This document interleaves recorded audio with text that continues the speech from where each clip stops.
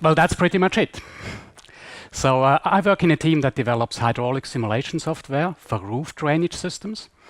And to automate the building process, we developed a classic machine learning solution based on supervised learning and neural networks. However, by the end of last year, we had to realize and actually could prove that we won't be able to improve our solution any further. Meaning even a larger data set, more compute power, better algorithms, all of this won't be of any substantial help anymore. Nonetheless, our users, our experts, often find a solution to the planning problems, essentially by playing around with our software. And playing around is the key ingredient of reinforcement learning. Reinforcement learning is a form of machine learning that does not rely on a training data set, but instead uses the interaction with an environment. So in the first part of the talk, we will dive into the topic in a rather playful fashion, illustrating the way the algorithms work by the way a child learns to play a new game. In the second part of the talk, we will then apply reinforcement learning to our hydraulics problem. And we will see that using this approach, we were able to improve the fail rate by more than 70%, which clearly was way beyond our expectations. So let's get started. The true masters at learning new stuff are children. Just give them a new game and they will immediately start pressing some buttons and seeing what happens. And the most impressive thing about this is that you don't have to explain to the child how the game works. It's part of the thrill to figure it out. Also, once they've mastered the game, they usually can't tell you why exactly they took this or that move. They essentially play in an intuitive fashion. And these two properties we will also rediscover in the strategies developed by reinforcement learning algorithms. As a running example for this talk, I would like to use a simple game called Snakes. Some of you may know it from some of the past or not so past. So let's have a short look. The game essentially works like this. We have a head which we move around with the arrows. And for each step taken, we get a reward. Like when we eat one of these square things, then we get 100 points. And just moving yields -1 points.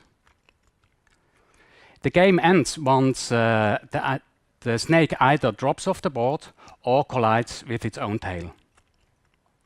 So initially, the game is rather easy. We just can greedily eat the next fruit available. But the longer the tail gets, the more difficult the game gets. And suddenly, the tail is so large that at some point, when we make a bad move now, we will end in a disastrous situation down the road. For example, now I made a mistake. I still can move. I still even can eat the fruit, but clearly the game is over. So to develop a gaming strategy which is able to win this game, we must be able to look quite a few steps into the future. So let's see how a child might try to learn this game.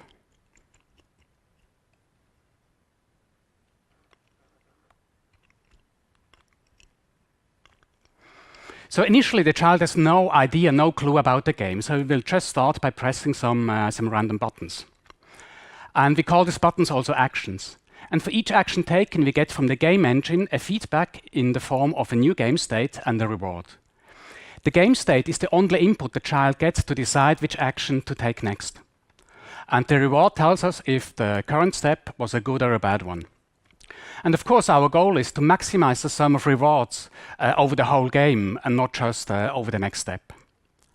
So when the child starts playing the game, it will keep on pressing buttons, and at some point it will have a lucky strike, meaning it will press a button which yields a very high reward. And so this high reward is, of course, a positive experience. And learning from this positive experience means that from now on, the child will try to take the same action again in a similar game state. And of course, the opposite can happen as well. So the child takes an action which results in a high negative reward. And learning from this bad experience means that from now on, the child will try to avoid taking this action. And as the child keeps on playing and pressing the buttons, it will, like this, it will continuously improve its gaming strategy. And this thing or this gaming strategy that we are learning, we also call it a policy. And the policy is actually our decision maker, the guy who decides which action to take next. And there can be very simple policies like a random policy. Or there can be very intricate ones, like ones that always achieve the maximum number of points on average. So if it is the task of the policy to be the decision maker, then it is the task of the learner to improve the policy once the game is over. So after each game played, the learner improves the policy and we get a better one, which we then use for the next game, and we keep on improving the policy continuously. Like this, we get a whole sequence of policies. And the key idea of reinforcement learning now is to mimic this behavior of the learner. That means reinforcement learning, so to design an algorithm means we have to find an algorithm which is able to improve an existing policy only based on the interaction with the gaming environment. Now that's actually a pretty bold statement, because it means we can start with a policy, with a random policy where we have no knowledge about. We start with a game engine, we have no additional information about the game, and we just fire up the algorithms and let them run. And after a while we will end up with a policy, meaning a gaming strategy, which is able to play the game rather well. So it's a bit like magic. So let's take a look at how this might work in a little bit more detail. So we fire up our gaming engine and we get an initial game state. Since at this point we have no idea about the game yet, we also start with a random policy, which means that's a policy which always chooses a random action. And to keep things simple, let's assume that we have the same probability for each of the actions, which we represent with this gray background. So we now let the policy decide which action to take next. It chooses to go left, so we send it to the game engine, and we get a reward of -1 and a new game state. The snake has moved by 1 position. But in the end, we want to be able to improve the policy, so we must be able to remember which steps we took. And that's why we record on the side the game state we were in, the action we took, and the reward we got. Once we've done this, we are ready now to move on to the next state. Again, we let the policy decide. This time we get 100 points, we record it on the side, and keep on playing. Now this time the policy chose to go up, but moving up means we drop off the board, the game is over, and we end up with a high negative reward. So clearly the game is over now. So once the game is over, we have now to improve our policy. And we do this stepwise, starting with the last step. So let's do this. Clearly, our last move was a very bad one. Well, in the end, we died. We dropped off the board. So learning from this bad experience means that from now on, we will try to avoid taking the up action in this game state, and only in this game state. And trying to avoid taking the up action means, in this context, we simply reduce the probability of going up. And that's what we do. And that's actually a key element in these algorithms. So let me repeat this. We learn by changing the probability of the action we took in the step we are in, and only for the state we have in our current game state. So now that we've done the first step, we are ready to move to the second one. And since in this step we took the left action, we now will change the probability of the left action. And however, in the end, we want to find a policy which is able to look into the future. Thus, we must not only take our current step into account, but all steps between now and the end of the game. And in order to do that, we take the sum of rewards from now on to the end of the game. In this case, that's 100 plus the -50, yielding 50. And we consider 50 to be a nice value, which means we will increase the probability of the left action. And then we move on to the next step.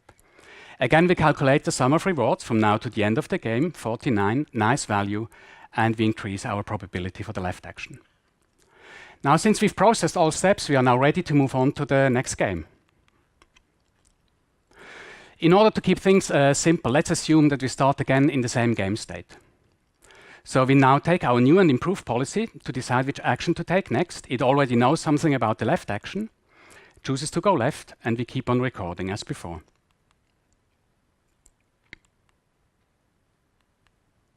Once again, it chose to go left.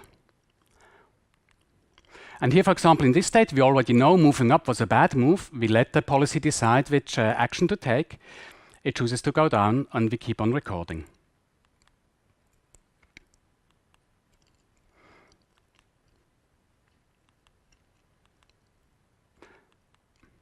And finally, maybe, the policy chooses to go left, and we drop off the board, game over.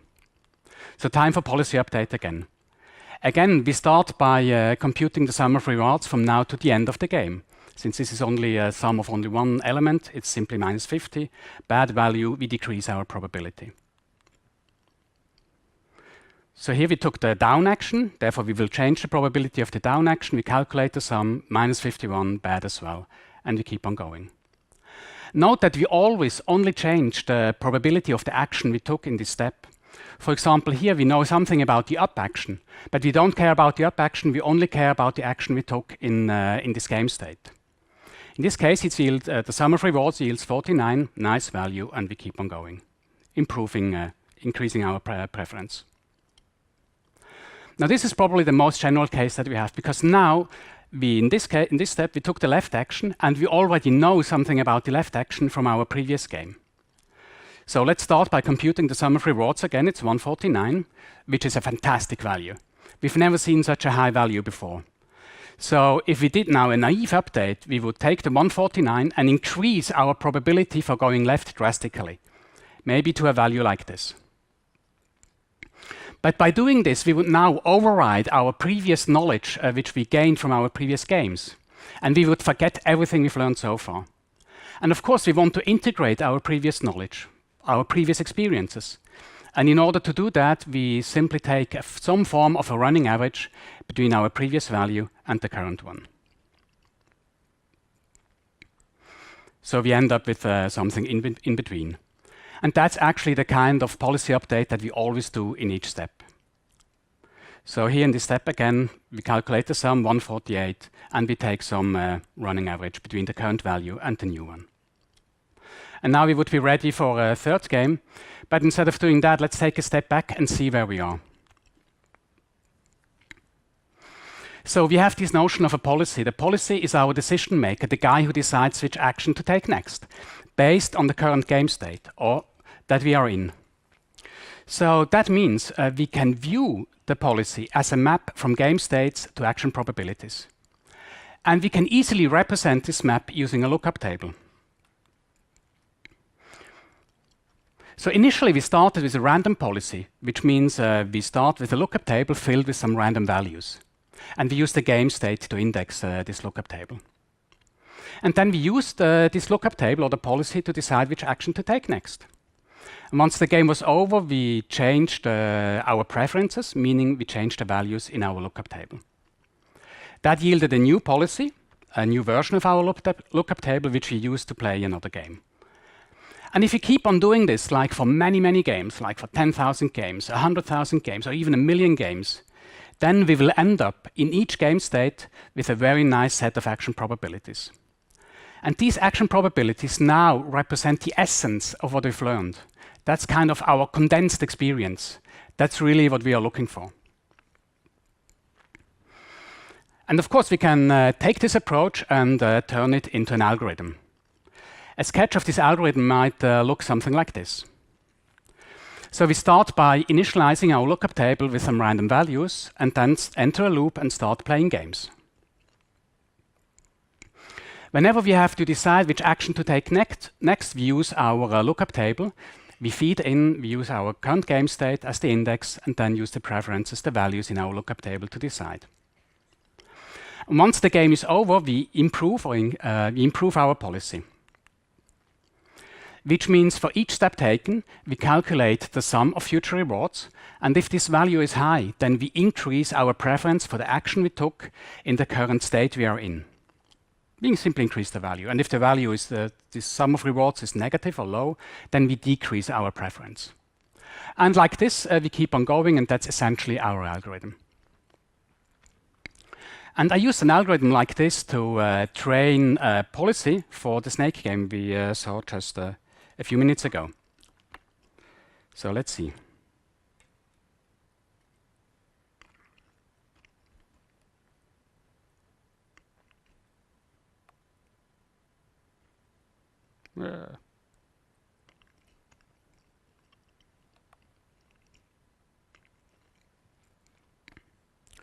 So we start by using a well-trained policy, a policy that after it was trained for quite a while.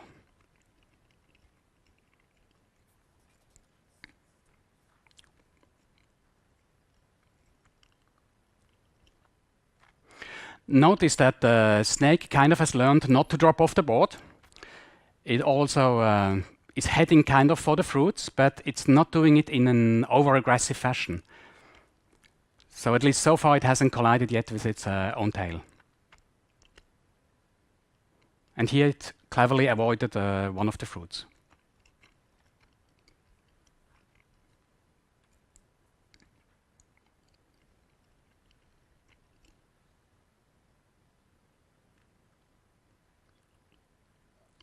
It's looking good.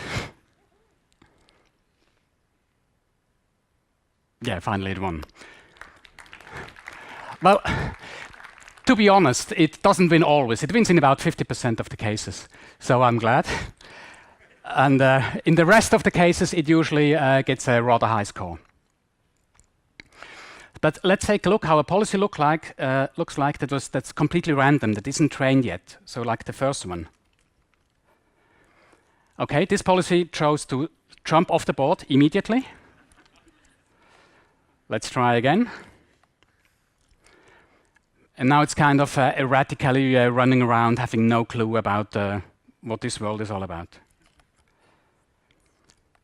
And now we have a medium well-trained. Doing good so far. Yeah, it's kind of okayish, but not really impressive. So this seems to be kind of a fantastic algorithm. And it is, like in theory, we just saw here, it really works. But the problem is, in practice, it simply doesn't work. It's just a nice idea. And the problem here is the lookup table. Because typically we have way too many game states. So the lookup table gets huge. Huge lookup table means we need a lot of memory and a lot of compute power, and which is often simply not feasible.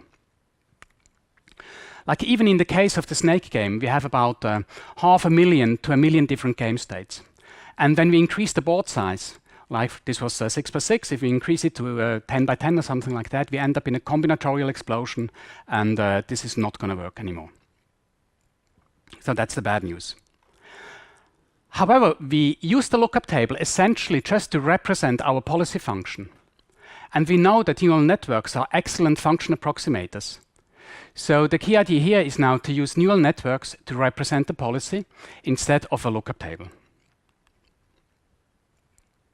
If we do that, then in our algorithm, we will now have change the weights of the neural network instead of changing the values in our lookup table. But a nice side effect of this approach is also that our algorithm only needs some minor changes, so the impact is rather small. So let's first take a look at the neural network side and then move on to the algorithm. So when we have a neural network, we always have to choose some form of a network architecture. But through the network architecture, we directly control the memory requirements. And therefore, we directly address our key problem we had so far with our lookup table. So that's kind of good news.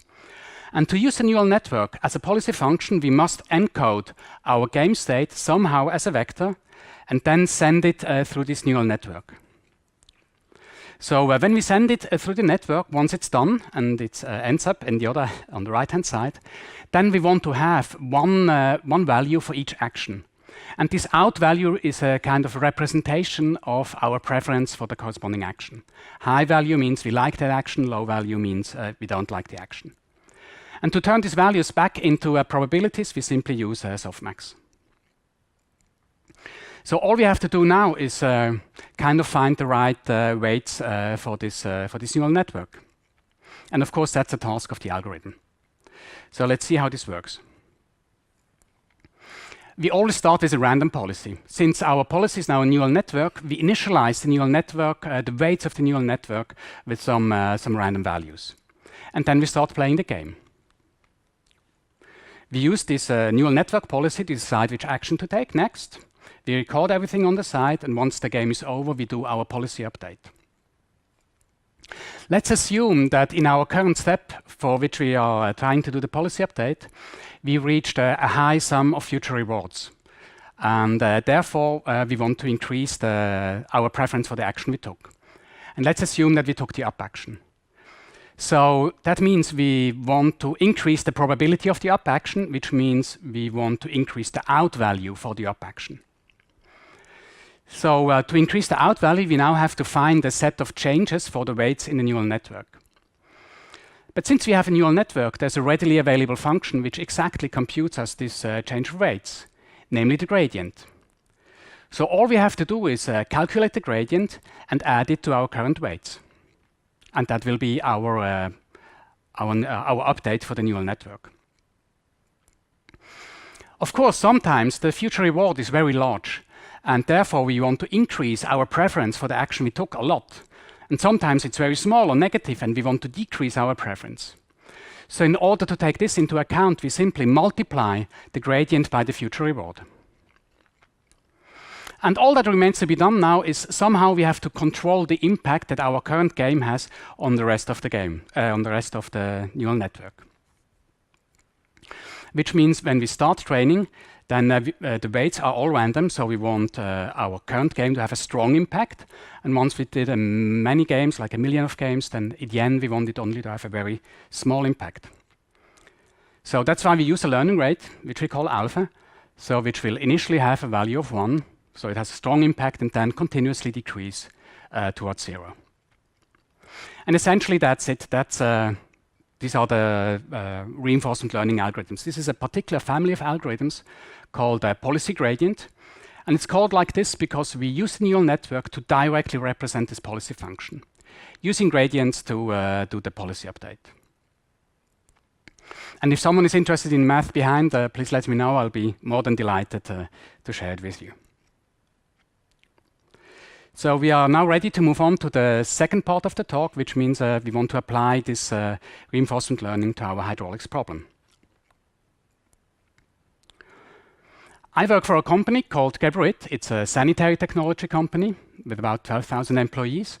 And they produce, in particular, pipes and stuff to get the rainwater off the roofs, of flat roofs. But it is surprisingly difficult to find the right diameters for these piping systems. Actually, it's so difficult that as of today, there's no feasible deterministic algorithm which could calculate these diameters. That's why we have to fall back to heuristics and classic machine learning to support our users in finding these diameters. And by the end of last year's summer, we were able to reach a success rate of about 93% using a combination of these two.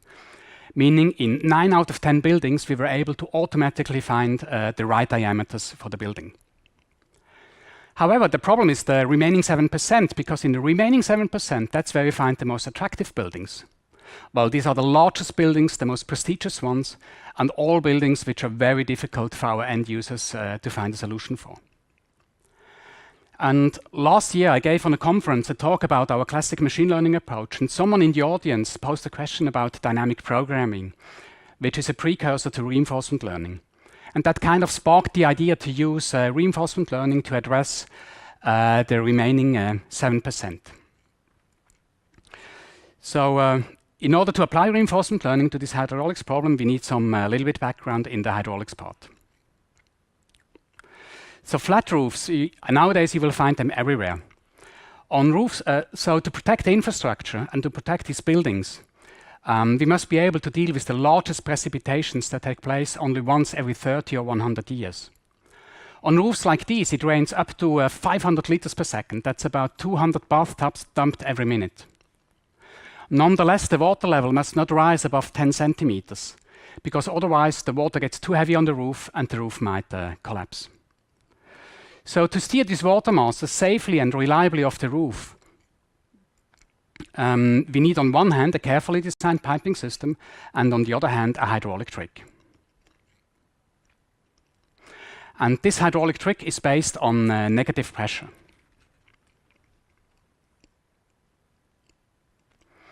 Using negative pressure, we can literally suction off the water off the roof. Thus, the dangerous water masses cannot accumulate anymore in the first place. And the whole thing essentially works like this. By choosing the right diameters, the pipes fill up fully during heavy rains. Thus, we get a closed water column in the vertical, resulting in a negative pressure, suctioning off the water like a vacuum cleaner. Also, thanks to these specially chosen diameters, we get very high flow velocities inside the pipes. Thus, the pipes cannot clog anymore, and we end up kind of with a self-cleaning system.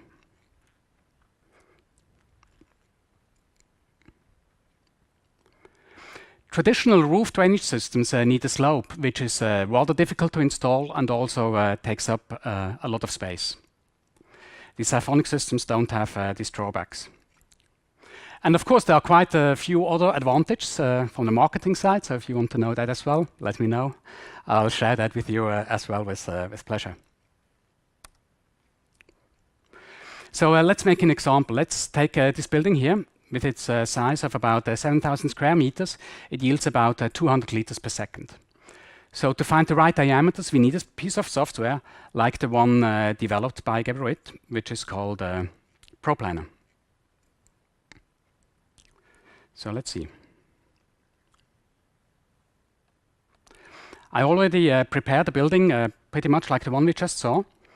We have here a graphical schematic user interface. So these are the outlets. That's where the water enters the system. The water then flows through these pipes and leaves the system down here. Note these lines here represent the pipes, but the representation is isometric, so it's not proportional. When I start the calculation, it will proceed in two steps. First, it will try to find suitable diameters, and then a hydraulic simulation is started to check if these diameters are valid. So let's see.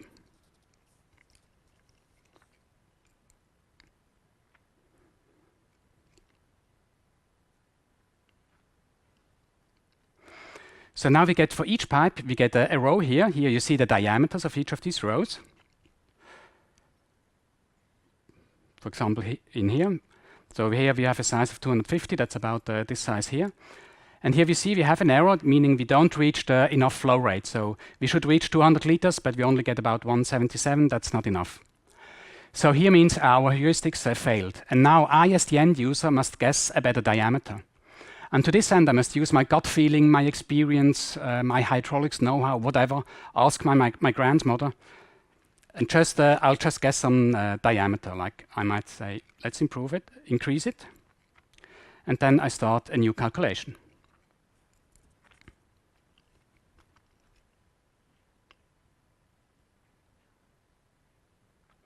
Now this improved the situation down here a little bit, but we still have many problems. So let's move down. For example, here. So now, since I still have problems, I try now to find another diameter for this one here. And I calculate again. And like this, I keep on going. And of course, the hope is it's only that this one was the last one. It never is. And for example, now I generated some new errors. But the first error on the first pipe now hopefully is gone.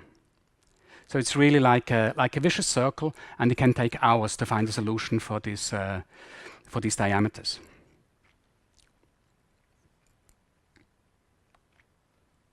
And building or constructing a piping system whose simulation shows an error is truly a bad idea.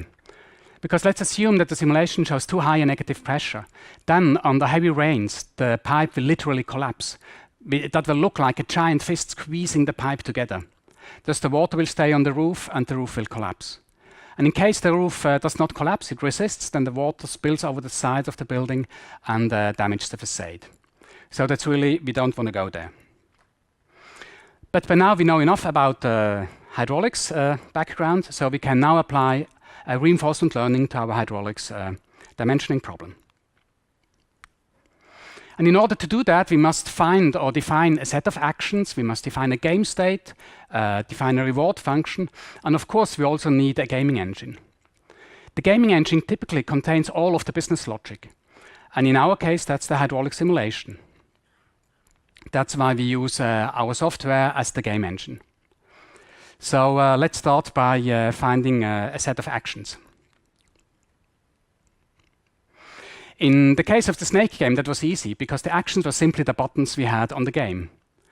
In the hydraulics case, what we want to do is we want to move up and down the hydraulics list, find a suitable pipe, and then increase or decrease the diameters. So we essentially need these four actions. And these 4 actions are sufficient, and it works. We use we try the algorithms on these 4 actions. But when we take a look at how our users work, we notice that they typically jump directly to the next error and then fiddle around with the diameters in the neighborhood of the pipes showing an error. Or they directly jump to the next vertical pipe because vertical pipes have a very strong impact on the overall hydraulics. So that's why we also added these kind of 2 convenience functions. And it turned out that this really improved the success rate of the resulting policies quite a lot. So we've been nice to the algorithms, and the algorithms were nice to us. So next we have to define the state space. Again, in the snake game, that's pretty easy. It's essentially the board, which we can encode either as a matrix or as simply as a bitmap image. In the hydraulics case, we notice that our users essentially don't look at the graphics, at the schematic user interface at all when they try to find the diameters. They only take a look at the hydraulics values. So we simply use the hydraulic values as the game state. And that worked as well. However, we also noticed that for our end users, like this error encoding, these red and yellow backgrounds on the values are quite important. For them, that's a crucial visual clue. So that's why we also included this in the game state. And once more, this improved the success rate quite a bit. Actually, probably it seems to be a good idea that once you've designed your action set and your game state, that you ask one of your experts to play the game you've just defined. If your expert is able to play the game and win it, then probably you have a good starting point. If not, maybe you want to revise your choices. So finally, we have to define the reward function. And that's actually quite subtle. Because depending on the design, you may get quite surprising and unexpected policies out of it. As an example, let's assume that we didn't give any points for eating fruits. So just 4 points for winning the game. Now life becomes quite miserable for the snake.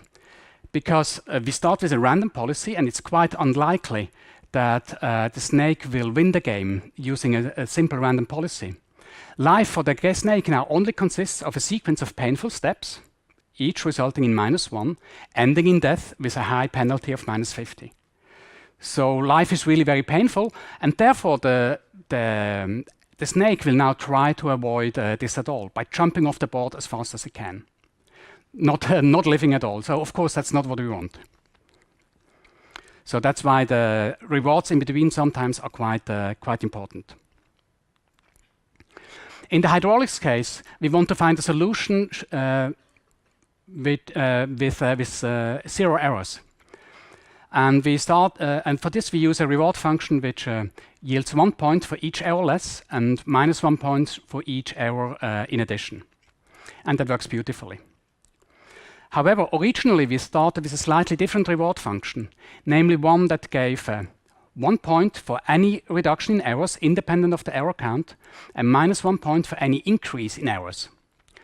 And that resulted in a surprising policy, because this policy started and carefully started to reduce 1 error after the other, for each error reduction harvesting 1 point. Then when it was close to the solution, close to 0 errors, like 1 or 2, it made a huge mistake, generating many new errors, and then starting to harvest the next batch of points again. And like this, it was able to reach arbitrary high score rates without ever solving our problem. Of course, that's not what we wanted. So in general, it seems, it's very tempting to put a lot of cleverness into the reward function. But probably the more cleverness you put into it, the more surprises you will get out of it. So try to be as simple as you can, but when you're too simple, then it doesn't work anymore either. So now we're almost done. We have the actions, we have the game state, the reward functions, the engine. All that remains to be done now is finding a suitable neural network architecture. So we tried a set of different architectures, but in the end it turned out that the most simple one with only one layer, was actually as good as the other ones. So we went for this simple architecture, and then integrated everything into our solution. So let's see how this looks like.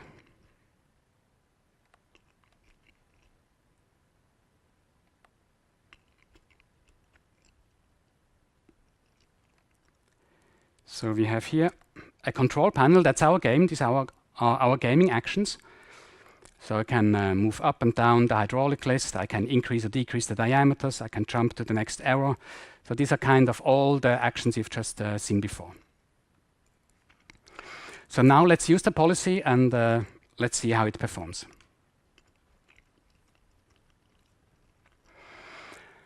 Now this optimization is proceeding in 3 steps. In the first part, it's running all the classic heuristics. And if they do not succeed, then we will move on to our classic machine learning part. And if this one does not succeed, then we move on to the reinforcement learning part.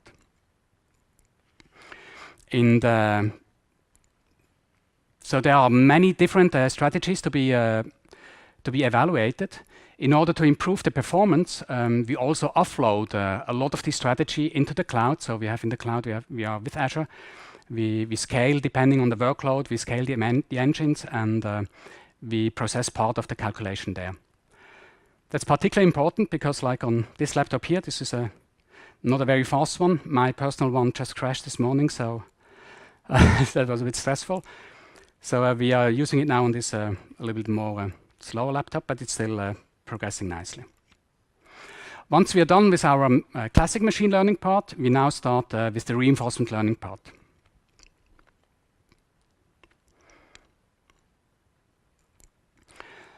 And here now you see how the actions are taken, and whenever the diameters increase, then we restart a new hydraulic calculation. So that's why it always takes a short moment to process this, the up and down of the diameters. So this will take a short minute or so. Maybe I tell you a little bit about the end of this story. All in all, we have about 7,000 clients, and in 40 countries. And only the most experienced users, the one with 10 years or more of experience, are able to reach success rate of 99% or more. So the other users either will need like a couple of hours to find a solution for this problem here, or they won't even find a solution at all. And using the combination of these tools, like of classic machine learning and heuristics, and reinforcement learning, we were now able to reach a success rate of 98% from 93% where we started just with the other 2 parts. Also notice that like the reward you see on the upper left-hand side, the total reward, sometimes it increases, sometimes it decreases, so sometimes it also makes mistakes. And now it found a solution eventually.